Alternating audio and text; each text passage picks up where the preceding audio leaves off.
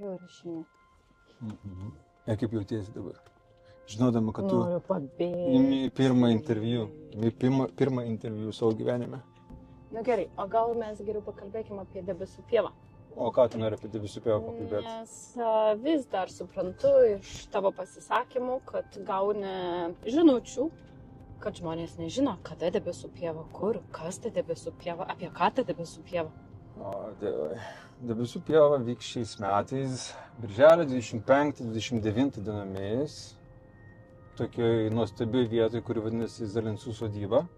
Kuri yra už Kauno. Vilkijoje. Šiek tiek, ne? Vilkijoje. Koks geras pavadinimas Vilkija. Tai va, ir tada mes visi susirenkam ir mes tusinamės tenais. Darom keistus visokiausius dalykus, šokame, dainuojame, dalinamės jautriais dalykais, verkiame, apsikabiname, juokiamės, keiksnuojame save, kad pasirinkom atvažiuoti tą vietą, nes dabar tenka susidurti su krūvo iššūkiu, tada tenka paugėti. Atrodo, krūvo dalykų būna labai tokie diskomfortiški ir nemalonus, nes tenka lysti į savo vidinius šešėlius. Bet kai debesų pieva eina į pabaigą, išvažiuojam visi verkiantys. Jo, žmonės visi verkia, niekas nenori važiuoti, sako, kaip reikės gyventi dabar. Aš žinau, kad tu niekada, ne tik tu, visa komanda, turi tokį konceptą, kad neskelbiame programos. Taip. Tačiau aš norėčiau paklausti,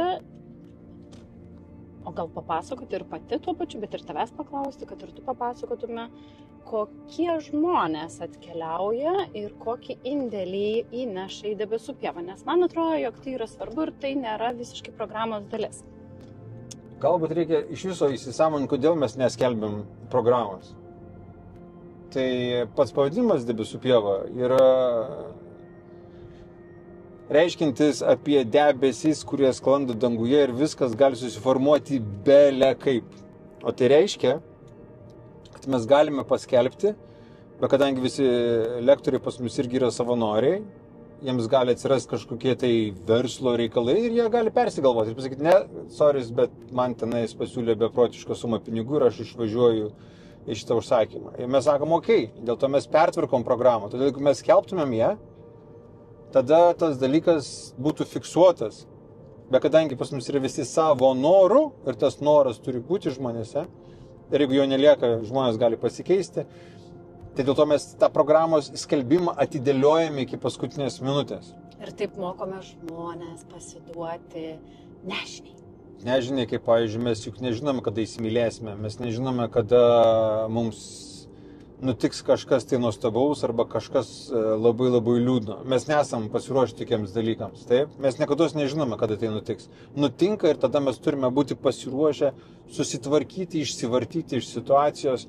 Ir galbūt tas dalykas ir yra, ką mes debesų pievoje labiausiai ir praktikuojame, tai gebėjimą išplaukti. Ir tame yra ir šokių visokiausios ten užsiėmimai ir praktikos, ir kūrybiniai visokiausi užsiėmimai. Jie provokuoja žmonės būti spontaniškais ir viską labai taip daryti nuoširdžiai ir tikrai ir mokytis, kaip tai padaryti dabar ir čia. Įtikinai. Ir pagrindinis galbūt dalykas yra toks, kad gyvenime nutinka. Aš, pavyzdžiui, važiuojam šį vakarą į Kauną, ne? Ir aš neįsivaizduoju, kokius mes sutiksim automobilius kelyje, ar bus kažkur kažkas, tai kažkokios aplinkybės, dėl ko mums reikės vienaip arba kitaip elgtis. Aš to nežinau. Įtikinai, Kęstuti. Aha. Aš netikinėjau tavęs. Tu pat esi šokėja, tu labai tiksliai žinai tą visą dalyką, kas yra spontaniškas dalykas, šokėja. Man beje spontaniškumas be galo patinka, aš nežinau, kažkaip aš jaučiuosi gyva, kai esu spontaniška. Ir aš iš vis priimu sprendimus labai spontaniškai. Ir galbūt drastiškiausias dalykas šokė, jeigu moteris seka šokė eidama iš proto, per protą, žygavo, okei, dabar šitas žingsnis, dabar tas darys, dabar tą darys, jaučiasi kažkoks toksai kvadratinis sustabarėjimas. O jeigu moteris daro spontaniškai, jinai tiesiog jaučia ir jinai pasiruošus kiekvienai akimirkai daryti vienokį arba kitokį judesį. O, dievai, tai tampa ne šokis, o tiesiog tantrinė praktika. Odė. Taip. Na gerai, o jeigu grįžti prie to klausimo, kur aš sakiau apie žmonės, kurie dalyvaus debesų pievoje, kurie prisidės, formuos pievą, bus gėlytės mūsų pievoje įvairių spalvų. Ta dalyką ir pagalvoju, gėlytės. Skaičiau tą mintis. Taip, skirtingi augalai. Ir pievoje dar būna ir drugelių, būna ir graužikų, ir kurmių, ir žiogų, ir erkių, ir visokių kitokių šabakštynų, kurie egzistuoja ir mūsų pasaulyje. Mes einam per šitą pasaulį, mes sutinkame ir neadekvačius žmonės, ir pamyšėlius, ir genijus, ir menininkus, ir autistiškus žmonės, ir žmonės galiūnus. Ta prasme, oficialiai jie vadinami žmonės su negale, tačiau, man atrodo, mes abudu žiūrime juos su didžiuliu susižavėjimu, kaip jie stipriai susitvarko, iš kur jie randa tiek galios susitvarkyti su savo iššūkiais. Ir tai yra labai... Galė negalioje. Taip, ir tai yra tokia nuostaba. Aš, pavyzdžiui, galvoju apie Edviną, kuris lankosi debesų pievoje kelinti metai. Jeigu aš būčiau vietoje, man jaučiu stogų nurautų. O jis taip narsiai tą dalyką kiekvienais metais rodo. Ir beje, viena didelės įmonės direktorė savanoriavo vieną kartą debesų pievoje, nes nenorėjo išmokti tos empatijos ir kitų dalykų. Ir jinai gavo Edviną. Ir sako, Dieve man, kiek aš iš jo išmokau per tas kelias dienas, iš to žmogaus, kuris yra neregys ir tai jam sudėtinga yra vaikščioti. Ir iš viso tai yra žmogus, kuris turi tiek daug valios, tiek daug kantrybės, kad tiesiog kosmosas yra stebėti jo užsispyrimą. Ir jeigu jis kartais ten kažką tai pikčiau pasako, tai supranti, kad, jis turi teisę. Bet jis nuoširdžiai pasako. Taip, bet tas dalykas ir yra. Tai va, tai aš galvoju, kad, nors manęs neklausi, bet aš atsakysiu. Atsakyk, taip.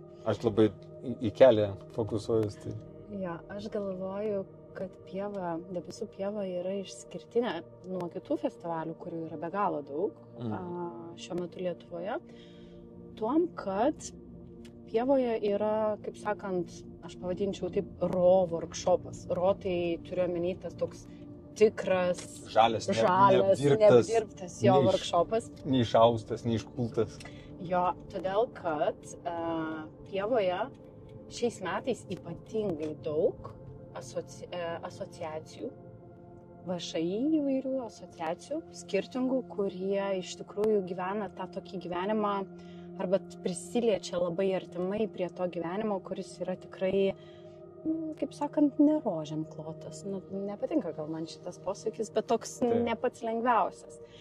Ir, žinai, man atrodo, kad labai yra lengva nueiti į teorinę paskaitą, ją išklausyti, pagalvoti, dabar gyvensiu taip ir ne kitaip, ir žodžiu, taip išeini iš tos paskaitos ir viskas tom baigėsi.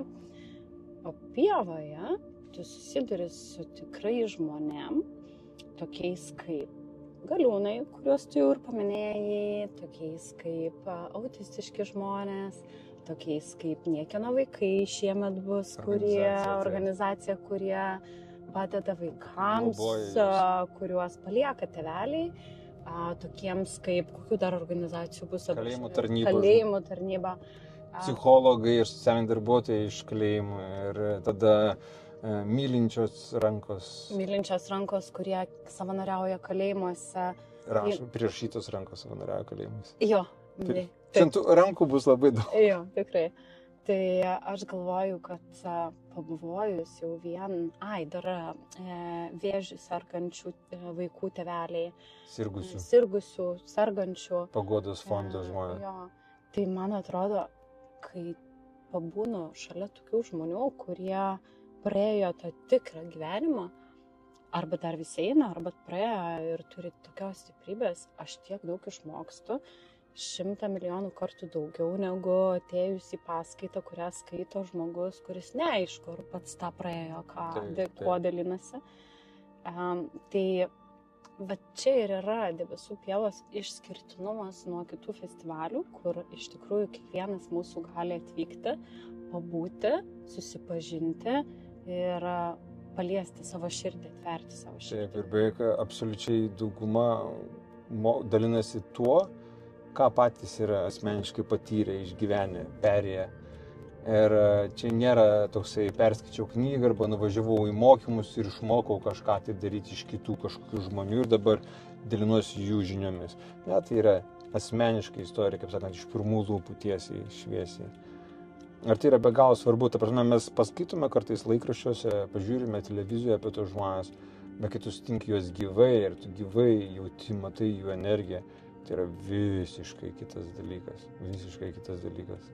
Čia visai nesenai, prieš porą savaičių buvau, anksčiau nebuvau su tuo susidūrus, bet dabar susidūriau su kurčiaisiais. Tai žinok, visiškai kitas pasaulis. Ja, bus ir kurčiųjų šiais metais, Debesupjovė. Jo, įsivaizduoja.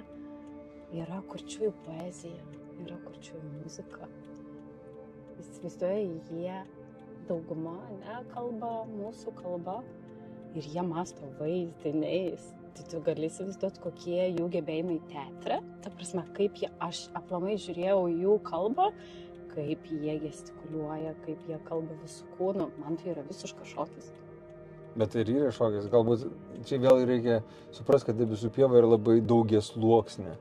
Ir kai tu pabūni tarp tų visų žmonių, ir neregių, ir kurčiųjų, ir kitaip galinčių, ir autistiškų vaikų. Ta prasme, tu pradedi suprasti, kiek daug sluoksnių yra mūsų visuomenėje.